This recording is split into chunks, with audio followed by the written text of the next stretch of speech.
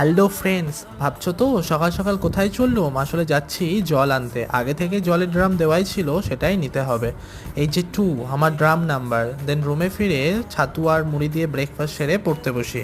রোজকারের মতন আজও ইউটিউব থেকে প্রথমে কারেন্ট অ্যাফেয়ার্সের নোট ডাউন করি, দেন তারপরে সেটাই রেডি করছি। তারপরে পড়ার থেকে উঠে প্রথমে রান্নার জন্য সমস্ত কিছু রেডি করে নিই। তারপরে আজকে মাছ ফ্রাই করতে গিয়ে যা ফাটছিল বাবা, মনে হচ্ছিল আমিই না ফ্রাই হয়ে যাই।